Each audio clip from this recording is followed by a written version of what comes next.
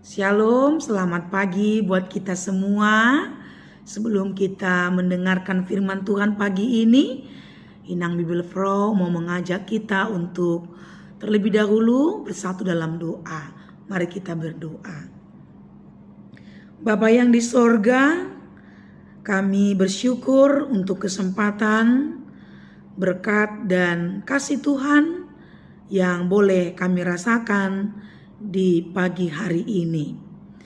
Sebelum kami melakukan aktivitas, terlebih dahulu kami mau mendengarkan firman Tuhan, menyapa kami sekalian.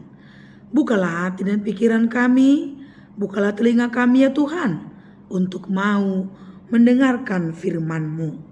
Inilah doa dan permohonan kami. Dalam nama Tuhan Yesus Kristus, kami berdoa dan mengucap syukur. Amin. Saudara, firman Tuhan pada pagi hari ini tertulis dalam 2 Timotius pasal 4 ayat 7 sampai 8. Demikianlah firman Tuhan. Aku telah mengakhiri pertandingan yang baik. Aku telah mencapai garis akhir dan aku telah memelihara iman. Sekarang telah tersedia bagiku mahkota kebenaran yang akan dikaruniakan kepadaku oleh Tuhan, Hakim yang adil pada harinya. Tetapi bukan hanya kepadaku, melainkan juga kepada semua orang yang merindukan kedatangannya. Demikianlah firman Tuhan.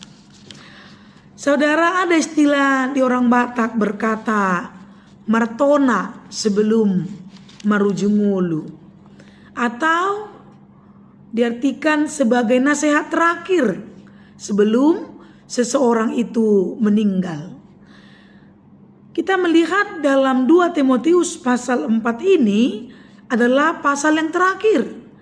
Dan ini juga lah yang dikatakan oleh Rasul Paulus dalam ayat 6. Sebelum renungan kita pagi ini, ia berkata, mengenai diriku, darahku sudah mulai dicurahkan sebagai persembahan dan saat kematianku sudah dekat. Dalam hal ini Rasul Paulus menyadari bahwa kematiannya sudah sangat dekat.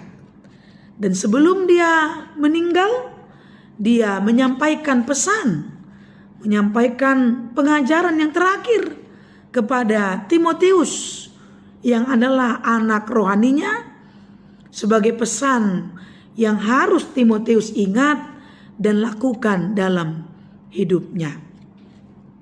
Biasanya momen terakhir adalah momen-momen yang paling menyedihkan, bukan?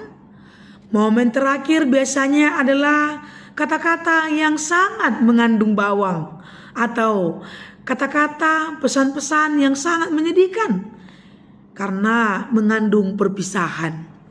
Tetapi kalau kita lihat perkataan Rasul Paulus ini, pesan terakhirnya ini, perkataan terakhirnya ini justru bukan pesan yang menyedihkan, tetapi dia justru mengatakan pesan-pesan yang sangat indah, kalimat-kalimat yang sangat berkesan, yang sangat mengajarkan Timotius bahwa agar selalu hiduplah setia kepada Tuhan, karena dia akan menerima hadiah, mahkota, buah dari kesetiaannya.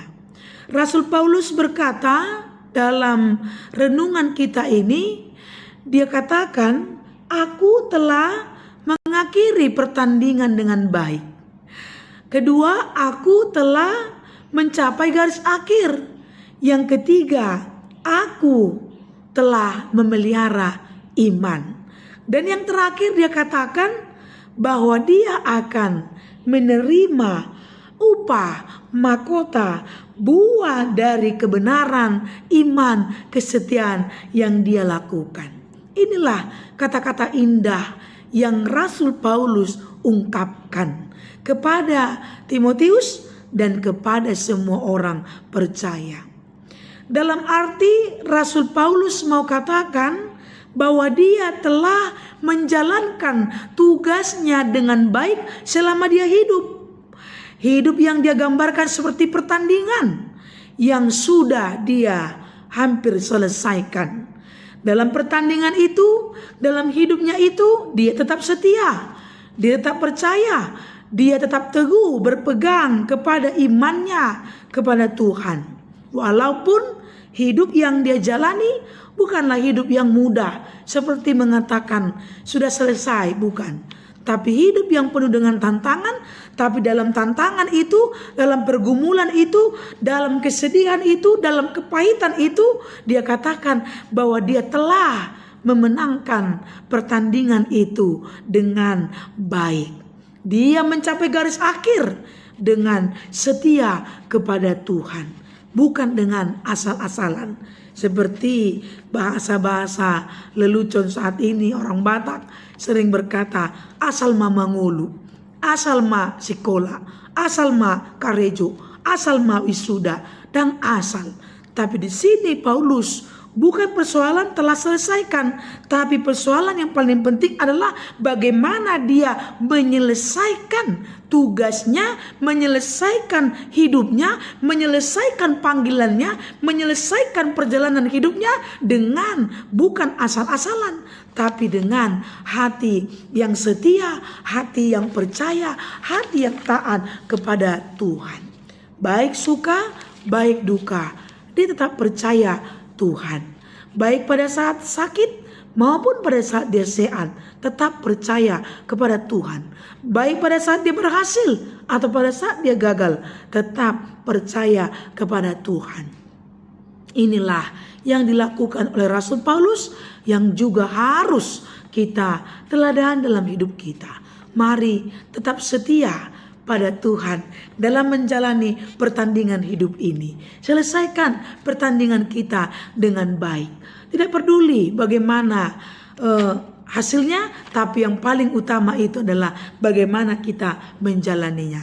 Ketika kita sudah menjalaninya dengan setia, dengan percaya, maka kita juga akan berani mengatakan seperti yang dikatakan Rasul Paulus, kita telah menyelesaikannya dengan baik. Dan di akhirnya Rasul Paulus katakan, kita akan menerima mahkota yang sudah disediakan bukan hanya untuk Rasul Paulus, tapi dikatakan tapi juga kepada semua orang yang merindukan kedatangan Tuhan. Dengan setia, dengan taat, maka mahkota itu juga disediakan untuk kita. Amin. Terima kasih Bapa yang di surga untuk firman Tuhan yang sudah kami dengarkan. Ajari kami Tuhan untuk mengerti, melakukan, dan setia dalam menjalani pertandingan hidup yang saat ini kami sedang jalani. Apapun tantangan kesulitannya, Rasul Paulus mengingatkan agar kami menjadi orang yang setia, menyelesaikan pertandingan itu bukan dengan asal-asalan, tapi dengan iman yang teguh. Dan pada akhirnya setiap orang yang setia, setiap orang yang percaya akan menerima upah mahkota kehidupan yang telah Tuhan sediakan bagi orang yang percaya. Ya Tuhan, berkatilah hidup kami semuanya, cara khusus pada satu hari ini. Lindungilah kami, jagai kami, dan sertailah setiap pekerjaan kami. Kami serahkan hidup kami kepadamu ya Tuhan. Dan kami juga mau berdoa untuk saudara kami yang sakit. Kiranya Tuhan menyembuhkan mereka, memberkati obat, makanan, keluarga, atau tim medis yang menangani, sehingga mereka semua boleh sembuh oleh karena kasih Tuhan saja. Bagi yang berulang tahun, yang bersuka cita, yang mendapat rezeki, yang mendapat berkat, mendapat kabar baik, Tuhan berkatilah kehidupan mereka semua. Biarlah dengan berkat Tuhan semakin bertumbuhlah iman kepercayaan kami untuk percaya setia kepadamu.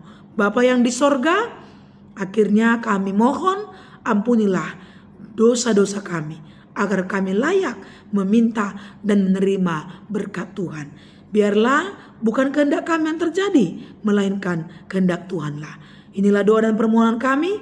Dalam nama Tuhan Yesus kami berdoa dan mengucap syukur. Amin. Selamat pagi, Tuhan memberkati kita.